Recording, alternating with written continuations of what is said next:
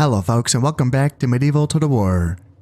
I'm Conostip and this is going to be part 28 of my early campaign where I'm playing as England.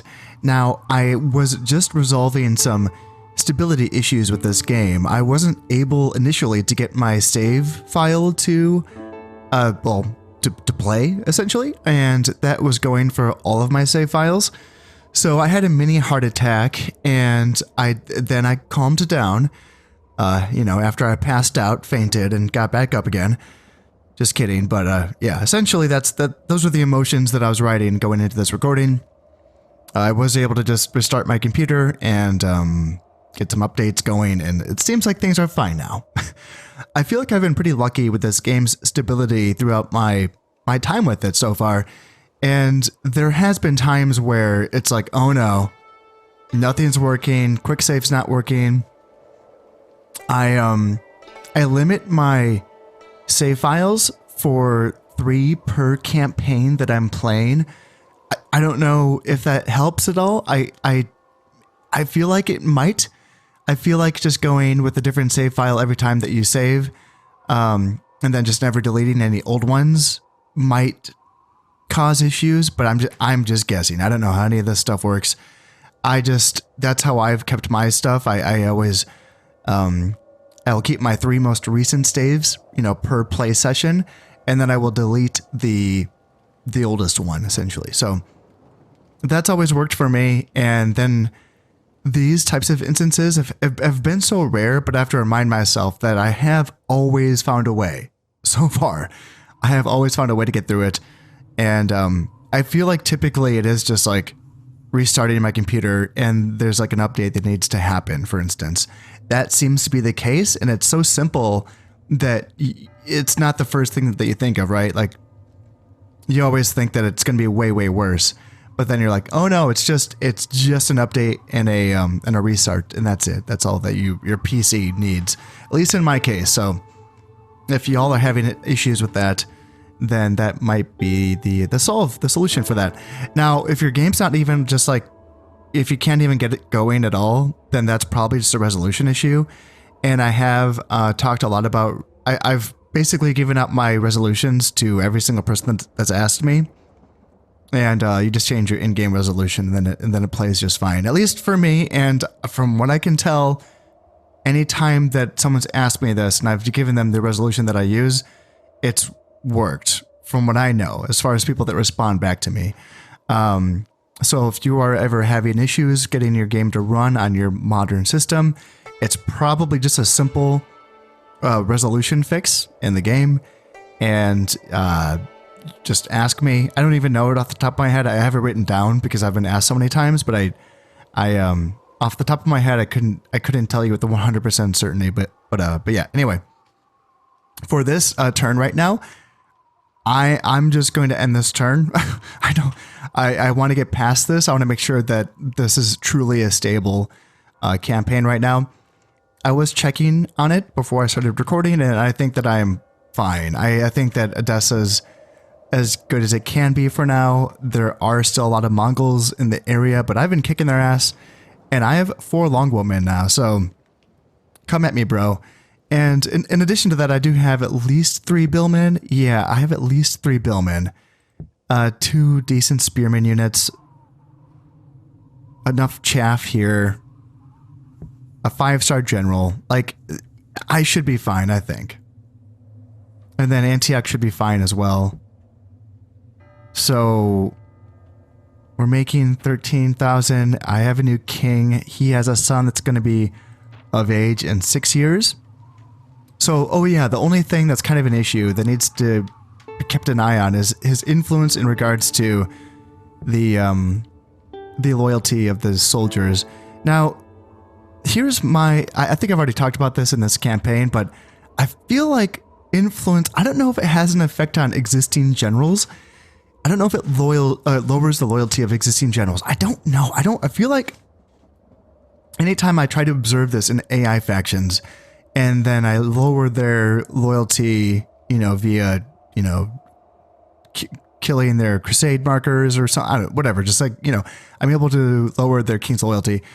And it seems like if they're too poor to train new units, it kind of works to their advantage because they don't train units that have low loyalty. And then it seems like their pre-existing or their existing generals are fine, it seems like. I could be wrong about that, but I don't know. Now, in my case, that wouldn't matter because I am training soldiers, a lot of them, in fact. So if I might end up with a loyalty issue unless his influence does gain up pretty fast, which it could because we do have all of our homelands and, at least 2 conquest points. So he might gain back that influence quickly. I hope that's the case. So without further ado, actually, you know what I could do? Let me just check my taxes. I know at this point of the game, they're usually fine, but sometimes if there's like a plague or a natural disaster, it's going to be good to check taxes. Also for the overseas provinces, yep, everyone's on very high, perfect. And yeah, let's end the turn. And I would say that is something that Rome Total War does better than Medieval and Shogun, which is that there actually is a reason to check taxes throughout the entire campaign. It does make it more work, it is, but checking the taxes actually means something in Rome, depending on if you want to, grow a settlement faster, or if you want to make more money, for instance. It actually does mean something, and it does vary often, turn to turn, based on so many more factors than in this game and in Shogun. So I would say that that's done a bit better in Rome Total War. All right, so the Golden Horde is they're retreating from Pereslavo, and they're attacking here in Edessa. So they are only attacking with 1,100, almost 1,200 men, and I got 2,100. So we're looking pretty good. Again, they're bringing in. It's going to be it's going to be the initial wave that I have to worry about. 1, 2, 3, 4, 5, 6, 7, 8, 9 units of heavy cav. That's more than the previous 2 waves of battles. I feel like the previous 2 battles had like an 8 heavy cav first wave. So yeah, 9's a lot. I don't want to get too ahead of myself here and think like, hey, I'm gonna kick their ass. I think I will. I think so, but 9 is more than 8. So I have to make sure that 9th unit doesn't stink by me somewhere. Now, luckily, they just have a 2-star general, Gazatai. And that's not that good. And I can't imagine the reinforcements. Yeah, the reinforcements, it's a lot of naphtha. The Mongol horse archers are, sure, yeah, they can be annoying. But I feel like we haven't had to deal with the second wave too often in these battles because it seems like I thought they were retreated pretty quickly in that last battle. And yeah, that's it. There's nothing else. It's just it's naphthas, horse archers, some Allen mercenary cavalry, and a beat up unit of Mongol heavy cav. So this is going to be an opportunity for us to kill more Mongol heavy cav, which is good. But at the same time, I'm kind of sad that they're wasting all of their energy on me and not fighting the Polish, because it's making me think like, okay, I'm gonna have to undermine the Poles at some point. So let's see. I definitely don't want to go into this fight with 4 archers and 4 longbowmen. That's a little ridiculous. So let me change things around a little bit here. Is this a new map that we have not played on yet here in Edessa? It doesn't look familiar. And the fact that I'm not having a forested hill is a little concerning. Now, forest, sure, yes, down there on the bottom of a hill. In fact, it's in the middle of a bunch of hills, so it's kind of a bad place, but it's a forest. And the Mongols have a lot of cavalry and horse archers. Gosh. Yeah, that's kind of a tough decision to make. I will say, so it's something that I've tried to pay attention to, although it's hard to notice these things. In Shogun, each province had its own one map, and there were a couple of instances where provinces did share a map. Not too many, but there were a couple. And what that meant was that of this, 60 provinces, and I don't know, say like 54 maps, something like that, you really got to know each of those maps, playing the game over, as much as I did. It became kind of like you got kind of intimate with it. Like you really understood these maps. You really understood your way around them. You understood how the AI played the maps. It was kind of like playing a level in a 2D side scroller back when we were kids, playing a console game like Donkey Kong or something like that. Like you just memorized the map. And now to the credit of the AI in those games, or these games, including Medieval Total War, the AI does do a pretty good job of playing maps differently depending on what you bring and what they bring and who they are and who they, there is enough variance so that I've been surprised, and I do continue to be surprised sometimes. When you fall into the trap of thinking that's going to play the same way, that's when you get surprised. So to its credit, to the AI's credit, yeah, I still do get caught sometimes. Now, the reason why I'm talking about this is because they did it better in this game by giving each province multiple maps, and by, there being more provinces. I would say, I wonder how many more provinces in this game than in Shogun. Twice as many? I would say at least twice as many provinces, and then each province is getting multiple maps. Now, what I don't know is how many maps are being shared by multiple provinces. That I don't know. So I don't know really, like, what kind of pool of maps we're talking about here. I don't, because is this the third or fourth map that we're getting for Odessa? It's hard. Yeah, you might know. You might have a better idea than I do, but I'm kind of getting lost in all of the games that I'm playing. But anyway, so it's interesting because the reason why I wanted to bring this up is because in Shogun, even though I really love the maps in Shogun, I think they're very well designed. There was a tendency for most of them, like a lot of them, did have a forested hill at some point in the map, and that just made it so that there was always a place where you could kind of hide out in if you needed to. And what would tend to happen is that you basically, if you went around the edges of the map, you could kind of achieve some sense of high ground, so that wherever the AI was, you could kind of go around the edges and meet them in the middle somewhere, and kind of force them that way.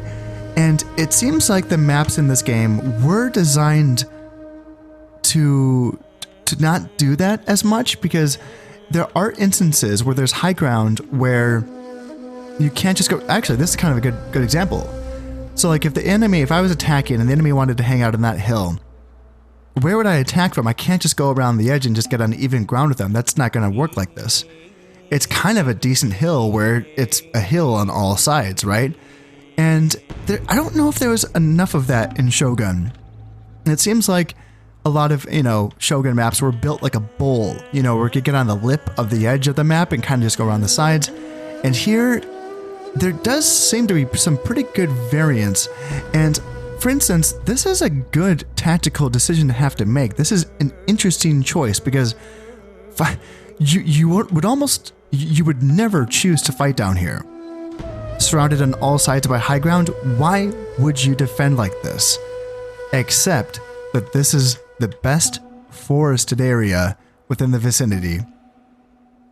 Now, could I start here and make a run for this forest? Perhaps, yes.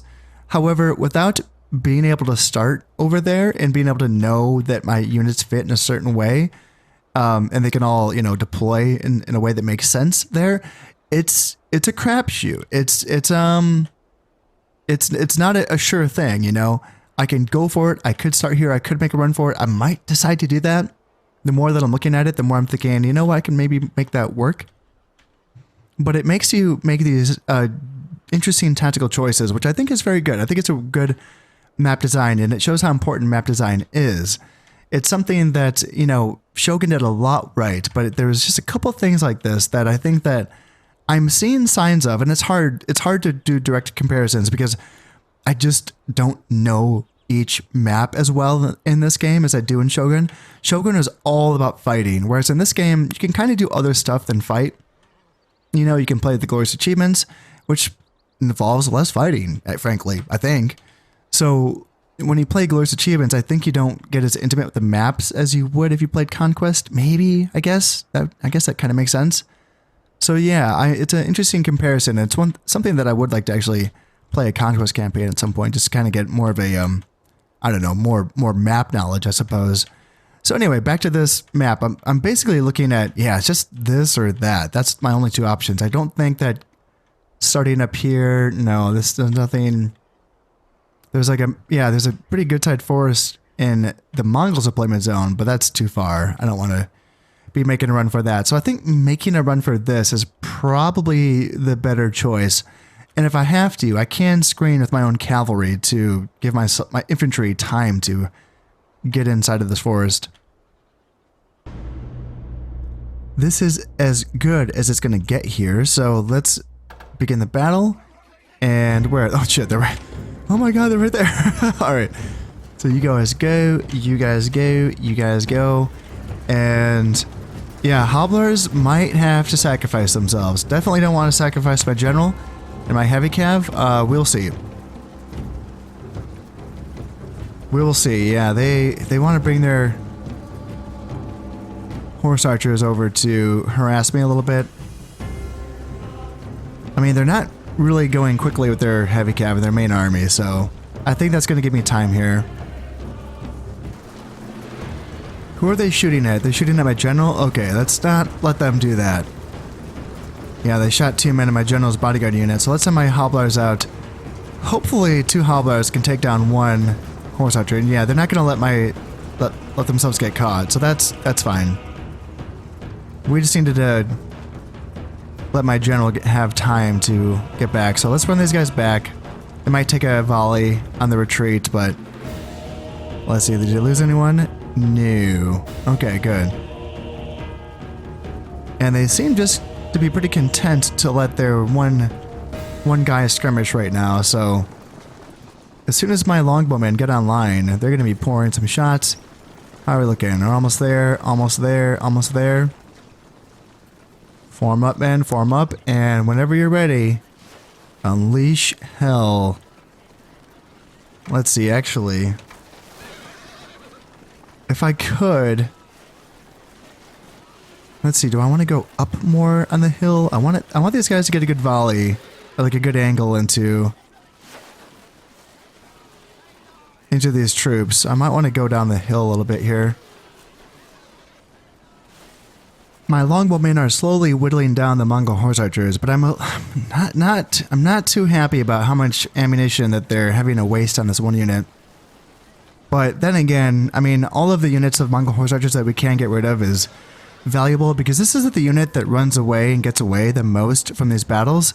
It's the Mongol heavy cav are the ones that die in combat. You know, they don't really get away. They fight until they're dead. It's all of these units that get away, and I could just never catch them. So it doesn't feel good wasting that much ammunition on one unit of Mongol horse archers, but you know what? We're in it for the long game here. And I do have archers in a reserve as well as 1 more longbowman. I just bought the 3 in this army. So I have another longbowman in reserve that can be brought on if I need to continue to skirmish with their horse archers. They are creeping forward and they are screening with another unit of Mongol horse archers, but I think that as soon as I can, yeah, as soon as these other guys are in range, let's start targeting them and them. Yeah, start whittling down the units that actually are going to have to, you know, actually have to get brought down here. All right, so what do we have? 3 guys swinging out this way, so let's make sure that these guys are brought down here. Now, this is like my weaker core right here. Militia sergeants, feudal men-at-arms, and Highland clansmen. So not too strong, I will say. I will say. So let's see if I can bring down my unit of Royal Knights. That is not my general. You guys come over. And then, yeah, militia sergeants are going to have to really carry the day here. And how are we doing on this side? Yeah, they're going to be facing a wall of billmen. So these guys are absolutely screwed. And yeah, these guys, yeah, spears in the front. I got feudal sergeants, order foot soldiers, and fearedmen. Highland clansmen. Okay, you guys just charge right in? Cool. Well, let's see here. I may as well send in some feudal men-at-arms to support that fight, and then militia sergeants, just hang tight until we know who's going where. And then, okay, you guys got in here. Well, you're just gonna get butchered by billmen. Yes, yes, yes. That's what's gonna happen there. Yeah, that's what we're looking at there. All right, just keep looking. All right, now let's commit the militia sergeants. Highland Clansmen, yeah, they're really pushing hard on this side because they know this is where they have the advantage. So let's bring down my Royal Knights there.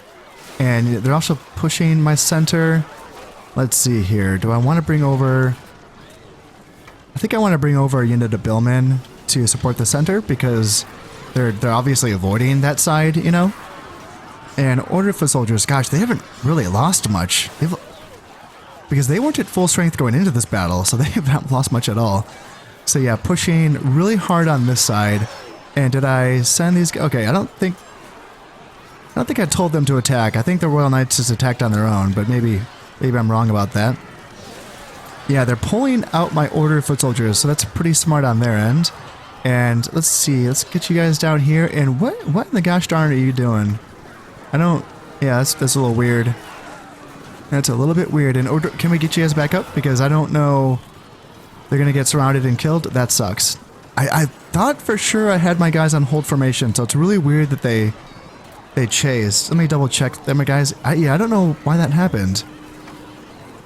Because I didn't give them an attack order, so that's a little bizarre. Alright, on this side, looks like they're getting teamed up on there. That's fine. That's all looking okay.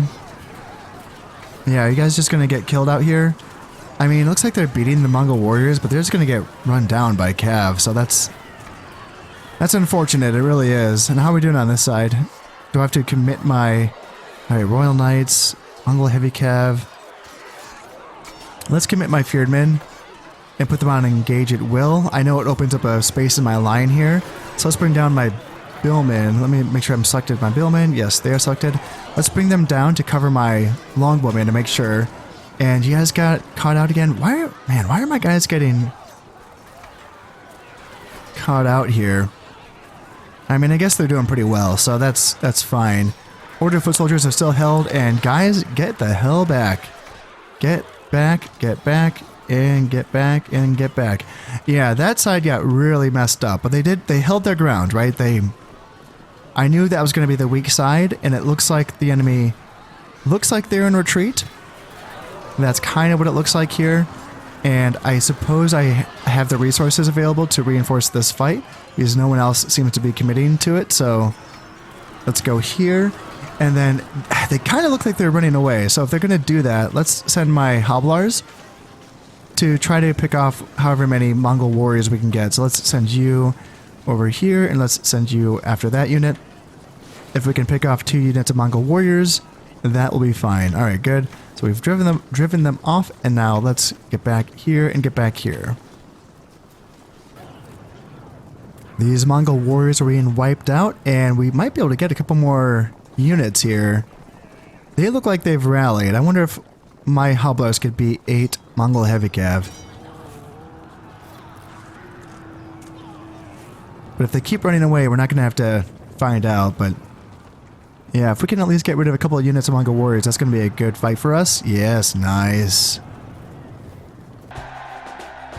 And that's going to do it. The second wave did not even try to come on, so there we go.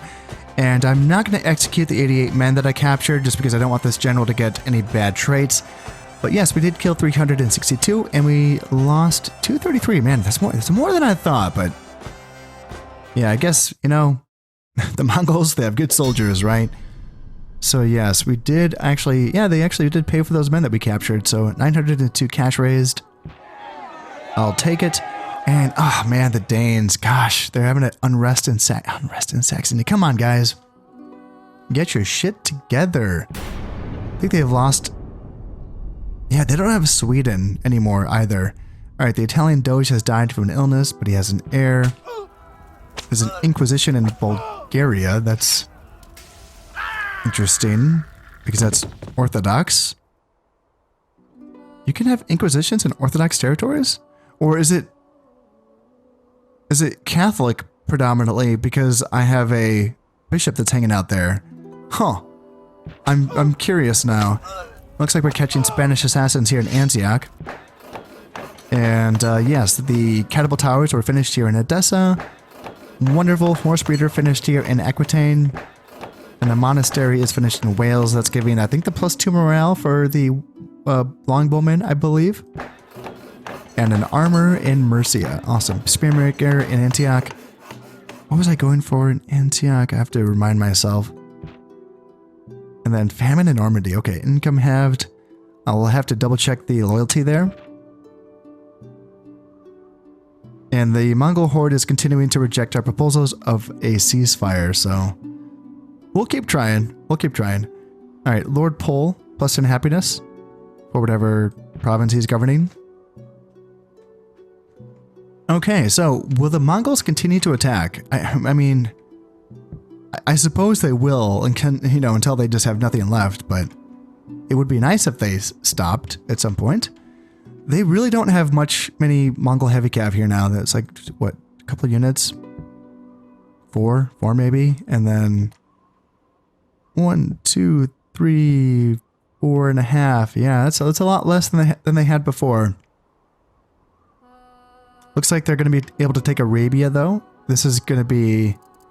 Yeah, this garrison's going to starve out in 2 turns, so they can take that, but they're going to be bordering the Italians once the Italians take Sinai.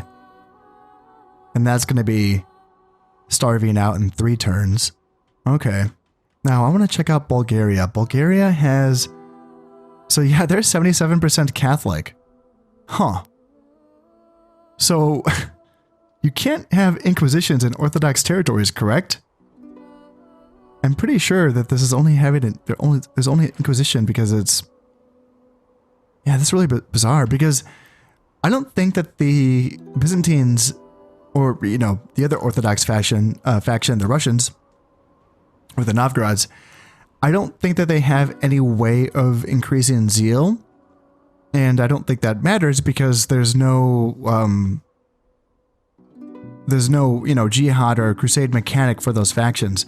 However, see, this is really curious because when a Catholic crusade goes through Byzantine territory, it typically is losing men because the Byzantine territories are, well, you know, they're pretty low zeal typically. Look at this, 12%, for instance.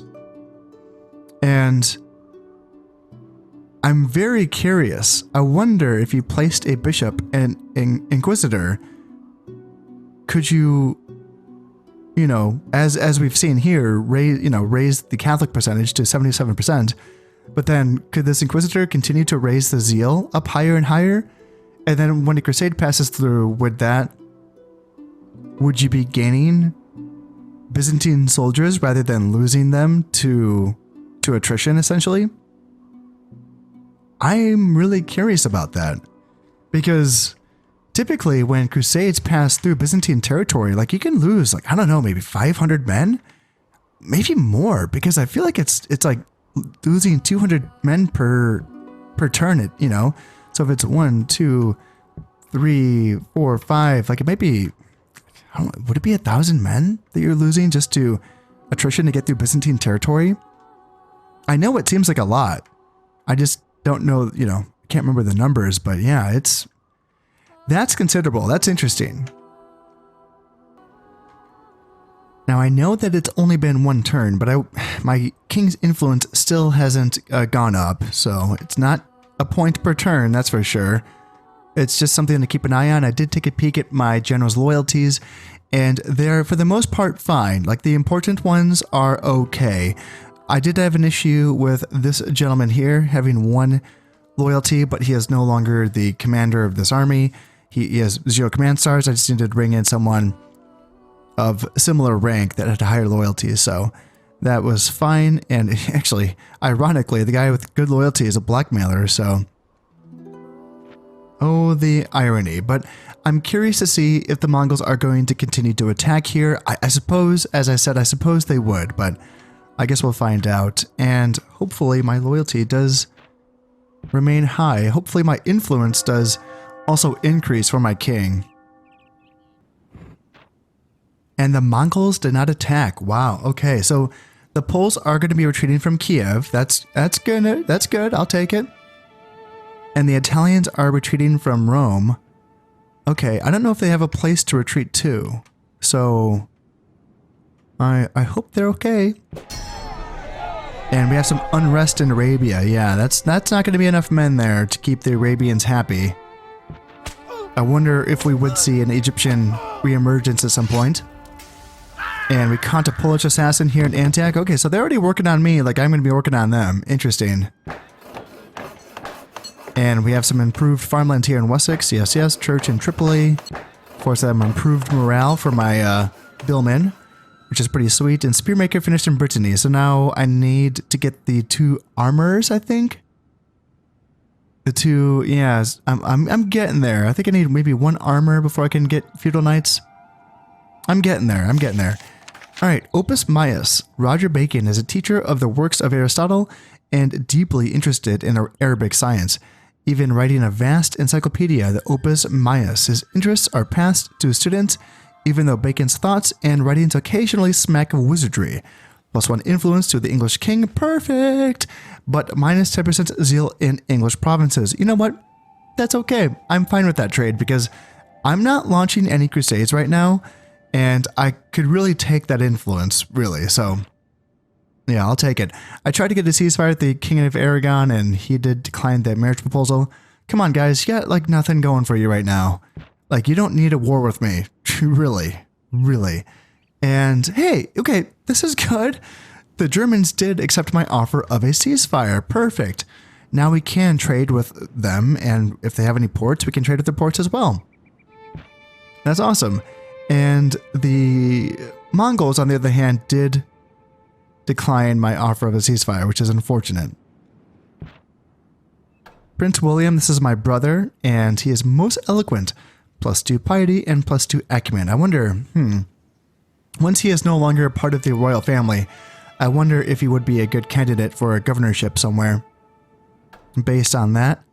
And anyone? No stars. Lord Wolfstan, steward. So that's a good trait for a governor.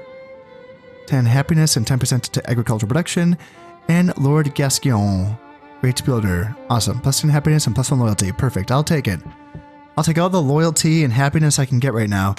And you are up to... What is going on? The Roger Bacon message said that the English king would be receiving +1 influence. Oh, come on. Huh. Does that mean... Are those messages broken? Do they not work? Because that's some bullshit right there. Yeah, that's really bizarre. Okay, that's unfortunate. Are we okay, though? Are people fine with the fact that he only has 3 influence? Yeah, that's weird, because I didn't, like, lose anything that would make him lose influence, so... Yeah, it's just a weird thing to happen. But it looks like everyone's cool. Looks like everyone's chilling. Including his brother. Yeah, his brother's fine. And everyone seems to be fine. Okay, we're chilling. Oh boy, okay. The French are coming on in. Yeah, they did attack Ile-de-France. Trying to take back their homeland, eh? Jesus. I guess... I want to say that was unexpected. But... maybe I should have seen that coming. I mean, they weren't just going to stay there forever, right? Alright, looks like the Poles are continuing to be pushed back here. They've lost Moldavia as well. Good, I like it. And we are outnumbered by quite a bit here in Ile-de-France. And their troop quality is decent, it is. A lot of feudal men-at-arms, 3 chivalric sergeants, 2 chivalric men-at-arms, 4 catapults, and only 1 heavy cav, being their king, 2-star general, so nothing too crazy, but... Then for their reinforcements, urban militia, hobblars, feudal sergeant, or feudal men-at-arms, basic spears, kind of a hodgepodge, but there are some good units down here. Chivalric men-at-arms, Pavese crossbows, royal knights, arbalesters, that should be in the first wave actually. In fact, this Pavese crossbows and the arbalesters and the Royal Knights should all be in the first wave, and some Hobblars just for some more balance. But with this being the first wave, I'm tempted to think that I can come up with a way to counter this, because it's just all infantry backed up by artillery. So, and it's mostly swords as well. So that can be pounded by cav as long as I have enough cav. I do have 4 units of Royal Knights. That's including my general, who's a 2-star only, so nothing too crazy. Sir Stephen Plantagenet. Yeah, my infantry quality is not going to match up to theirs. I do have militia sergeants, which they can probably like trade upwards against the chivalric sergeants because they have decent armor. Same with my billmen. I do have 3 units of billmen, so they can probably trade upwards as well into the heavily armored chivalric units. But I'm kind of actually worried about the 6 feudal men-at-arms. Despite the fact that they're a lower tier than these units, the fact that they are low armor, they kind of, I don't know, they kind of find a little space in the roster where they can kind of, you know, they're not going to be hit as hard by my armor-piercing stuff. I have crossbows. I can shoot them with crossbows. I could shoot the feudal men-at-arms with basic archers, actually. It would be doing more damage because they're faster, and they don't need their armor-piercing component to deal with them. But I might still want the crossbows to whittle down the heavily armored units, right? I could just pound the feudal men-at-arms with my heavy cav. Like, that's an option. You know, I could team up three units of Royal Knights per unit and just kind of smash them one at a time. Or use my Royal Knights to team up on their king. Although, I don't know, just using billmen to kill their king seems good as well. Yeah, I'll play around with it. I think that we'll see. If I can beat their first wave, then I have a chance. But they do have a lot of reinforcements, so we'll see. Here in Ile-de-France, we get to fight a different sort of battle than we've been fighting against the Mongols, whereas we've been fighting against a lot of cavalry, obviously, against the Mongols. Here, it's going to be an infantry push, and I would be better suited to... Okay, hold on. Where are they going to be coming from? This way, I guess? This is where my army's facing. It's kind of weird. Sometimes it's like... Seems like off-center to how the map is designed. Yeah, like you see on the mini-map, like I'm kind of in a corner facing that way. So does that mean that's where the enemies, or are they going to be like there? Yeah, it's hard to know. Anyway, I don't think I plan on forest camping. So for those of you who are tired of that, hooray, we don't have to forest camp anymore. However, it doesn't seem like there's any like good hill for me to hang out on. So that's, you know, boo. We want clear terrain for our archers and cavalry to operate. And I wonder, like a hill would be preferable. Now this isn't much of a high ground here, but it's something, you know, it's a little bit of a slope. And then if we go all the way back here, I don't know if this is ideal. What worries me about this is that if the enemy just kind of goes through this forest and then this forest, and it basically is, it makes me kind of have to retreat back to this place, and then they have the upper hill advantage. So I'd rather kind of stay here and force the battle out here, is kind of what I'm thinking. This is what I'm thinking. Frontline, billmen, archers on the left unsupported or seemingly unsupported. Dun dun dun. General right here, crossbows on the right supported by militia sergeants. And what was I alluding to right there? Well, you guessed it, Royal Knights and Hobblars in the forest. So if they want to push my archers, which I bet they do, then my archers can just sort of fall back and try to lure them into a little ambush by my 5 units of cavalry. 5? Yeah, 5. 3 heavy, 2 light. Yes. It's an idea. Yeah, we'll see. Now, if this rain would go away, that would be nice, because it wasn't raining before, and now it is, and this sucks, because, yeah, I have 4 units of archers, 2 regular and 2 crossbows, and their abilities are going to be mitigated by this rain, which is unfortunate. All right, where are they at? They're there, and it looks like they're down there, so So let's, yeah, okay, let's just face them like this. And go like here. And militia sergeants can posture there, that's fine. And then this is, gosh, are we already in catapult range? That sucks. Gosh, I don't want them to hit my billman with catapults. That's not what I want. All right, what do we got here? So, because getting the right matchups here is very important. They have like a bunch of swords, but just a handful of spears, which, oh gosh, darn it. Okay, billman, get back, I guess, because fuck that. And all right, militia sergeants, get up, get ready to engage. Get ready to engage. Here and then just come up here. And if we can get a little militia sergeant sandwich on these feudal men-at-arms, maybe we can get a kill here. And then what are those? Chivalrics? Yep, the chivalrics are going to be a bit scarier for sure. And then you guys come down. I don't want to get hit by those boulders. That's for gosh darn sure. Looks like they're able to hit me anyway.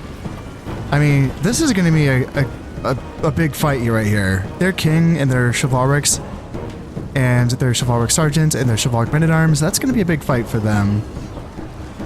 Let's actually see if I can get my crossbows back, because it looks like they're getting hit a little bit here. And let's see here. Yeah, they're not really falling for the bait on this side. So if they're not going to fall for the bait, then let's just kind of go, go, go. Go, go, gadget cavalry right there. Let's just do that. And are we winning anything on this side, or are we just losing everything? Yeah, looks like they killed my militia sergeants. Feudals are right there. Feudal men-at-arms. All right. So cav hit here. And then chivalric sergeants. Yeah, it's a little scary. And that's a lot of scary stuff. I don't really want my general in that. But it looks like they're driving away my dudes. Actually, no, my general... Actually, no, those are chivalric men-at-arms. Those are swords. You can fight swords. Maybe you bring over another unit of Royal Knights over here to help out. And hobblers as well. You guys can also swarm in on this side. Yeah, you guys can get swords. That's fine. Get away from the spears. Get the swords. And those are all... It's not all spears. There are... Man, if we could kill their... Yeah, my general's running away. That sucks. Yeah, that's pretty much the battle. I needed to kill their general before mine ran away. That was what needed to happen, but yeah, it's unfortunate. My guys will hang in. They'll still fight a little bit, but that's the battle. Yeah, that sucks. So we'll be losing Ile-de-France to the French, but we have plenty of forces nearby, so it's not a big deal. No reason to continue to fight this. I don't want my reinforcements to come on in and just fight and die. There's no reason for that, so let's just do this. And yeah, we killed 280, we lost 357. Yes. Okay, so we lost Ile-de-France. I hope my king's influence is going to be okay. That's what I'm a little bit worried about. All right, the Germans are going to retreat from Tyrolia from the Italians? Or are they fighting the Poles? And the Byzantines lost Nicaea. That's interesting. It's interesting that the Mongols are still pushing over here. I thought that I did enough to them, but it looks like they might have brought some more guys down, maybe. And yeah, we'll pay 996 for those men that they captured for sure. And the French are the happiest people. I wonder why. And the Spanish king has died, but he has an heir that has taken over, and the Byzantine emperor has died as well. Same thing, he has an heir, so they're fine. Inquisition in Sicily, okay. And Saxony for the rebels, cool. And yeah, the Inquisition has ended in Bulgaria. Farmland finished here in Flanders, nice. Tavern finished in Scotland, perfect. We can get assassins there. Farmland in Normandy, wonderful. Swordsmith in Ireland, we can get gallows glasses now, maybe? A Royal Palace in Odessa, now we can build the second tier version of this building so that we can finally get Royal Knights trained up and retrained out here in the Levant. Castle finished in Anjou. And yeah, the King of Aragon has declined my marriage proposal. I can't remember what building I was building in Ile-de-France, but yeah, whatever it was, it definitely got interrupted and destroyed, which sucks. King John II, builder, plus 10 happiness. Okay, we need that loyalty boost by, he needs to get the second tier version of that trait. And yeah, Sir Stephen Plantagenet has been captured, so -1 command. So there's a 1-star general, but +3 morale, so it's a little bit give and take on that one. And yeah, -3 morale for good runner for the guy that was left in there. It's kind of a funny, it's a weird, isn't it? Because Sir Stephen Plantagenet, was the general, and so Sir Henry Pole is who? So like, was he one of the captains of one of the Royal Knight units? And then he gets good runner, but it's always been a funny thing. I've noticed this, in my almost 1,000 hours of playing this game, you do kind of like end up when the initial general gets, killed or captured, I suppose. The game does seem to track a secondary form of leadership that comes up like mid-battle, and then he also gets attributed to in these circumstances, a bad trait, which is, as we can see here, good runner. But it's interesting because like, that's worse, like way worse. And he wasn't even the main, guy in command. And also, I don't know if he's like, given any, like, for instance, if the second in command guy had any command stars or any command influence at all, like, morale boost or anything, and the first guy dies or gets captured, will the second guy's command bonuses or, anything kick in mid-battle? I don't know. But the fact that this happens makes me wonder about this. But I don't know. Let me know if you know. Sir George Bassett, clever with words. Okay. And moral flexibility for one of my governors. Okay, I don't like that. And numerate for one of my other governors. +2 acumen. I like that. I like that quite a lot. All right, France. All right, so this castle is going to be holding out for 2 turns. That's not a long time. They don't have any artillery. Oh, no, they do. They have a lot of artillery. I have catapult towers. Yeah, so I have the 2 defensive upgrades for my castle. Still, they have enough catapults, I would say. 1 catapult, 2, 3, 4. Yeah, 4 catapults. That's probably enough to, get through a castle, I would reckon. So we are going to have to attack. And that's going to be a little bit tricky. I suppose what we can do, we can cover down, right? So we're going to have to send in armies from potentially Anjou and Flanders. Now we can cover down and we can send a stack from Aquitaine to Anjou. And then we can continue to cover down by sending a stack each from, say, Palestine and Tripoli to Aquitaine and Flanders, just to make sure that all of our bases are covered. And of course we can sally out with these troops too. There is some useful troops here, archers, Royal Knights, feudal sergeants that never got in the fight. Yeah, there's some use there. As I gather up my forces and prepare to counterattack the French and kick them out of my territory, I realize how, I guess, challenging their army composition was. I just am not prepared to really deal with a sword rush. Yeah, that's not something that I've really built my armies around to face off against.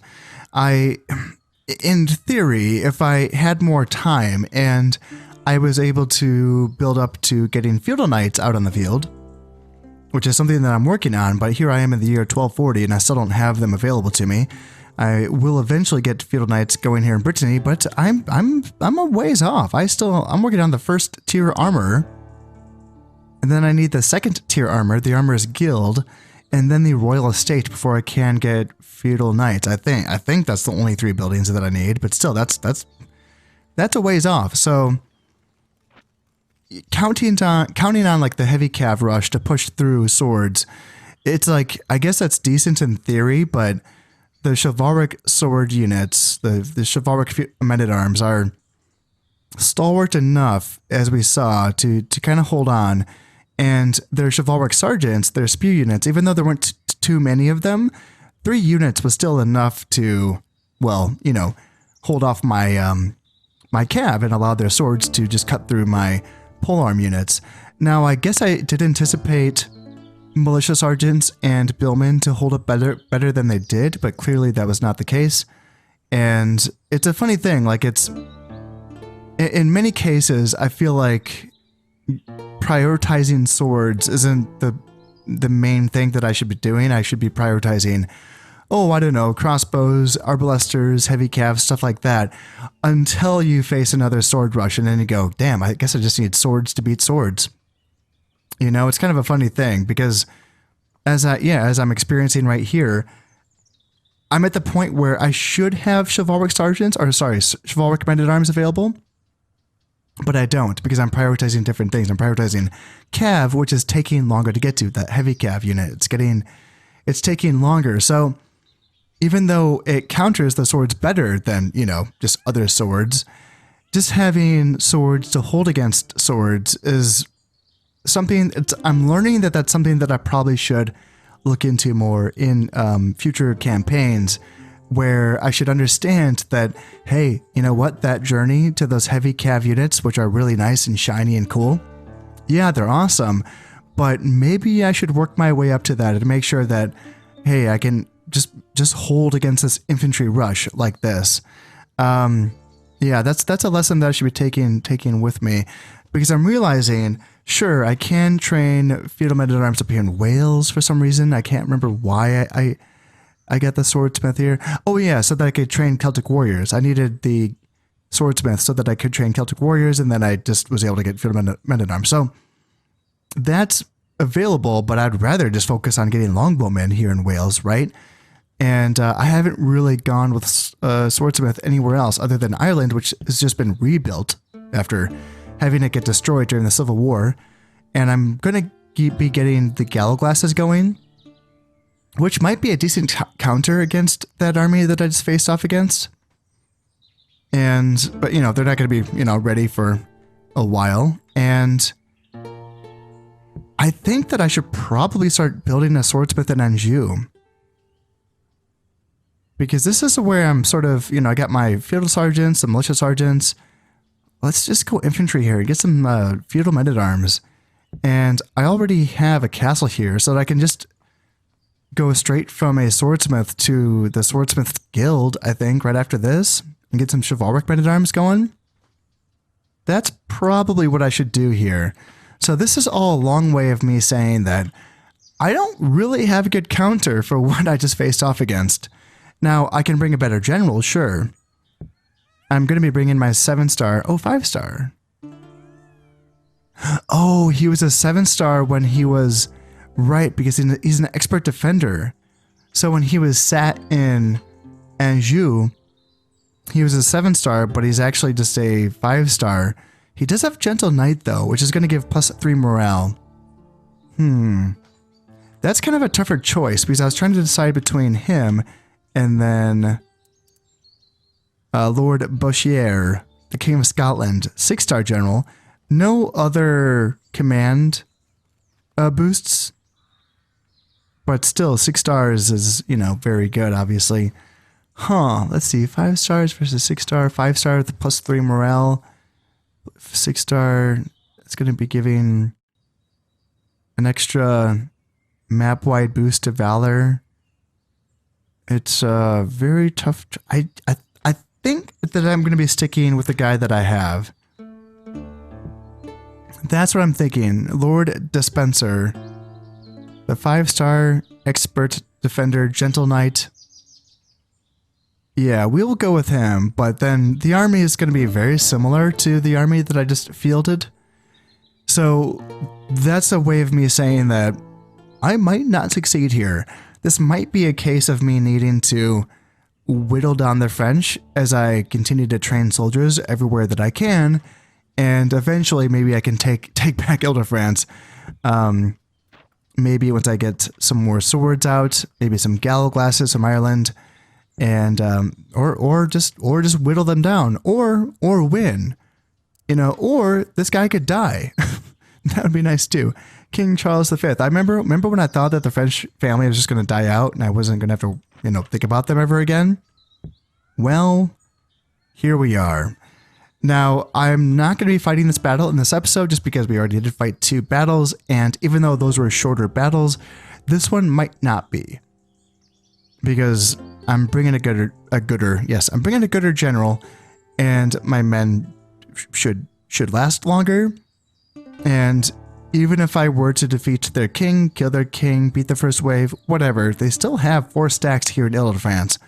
So this could be a longer battle, and I will be saving that for later. But before I go, I just wanted to say that if you're enjoying these videos and you would like to support the channel, then consider subscribing, liking, and sharing. And I also have started a channel membership, so if you want to sign up for that, it all helps immensely. So until next time, this has been Conasep playing Medieval Total War. Thank you very much, and goodbye.